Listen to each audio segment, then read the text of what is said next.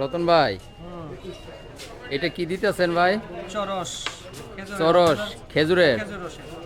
খেজুর রসের, তাই না? আমি তো কোনোদিন এরকমের চা খাই নাই, খেজুরের রসের চা। এটাই প্রথম দাম বেশি। এটাই দামরাইতে প্রথম, তাই না? খেজুরের রসের চা যে আসলে আপনারা যদি কেউ খেতে চান তাহলে আসলে এই যে আমাদের পুরাতন মাছ বাজার। পুরাতন মাছ বাজার আসবেন। আর আমি আসলে কখনো খাই নাই খেজুরের রসের চা, আজকে খাবো, দেখি আসলে কেমন হয়।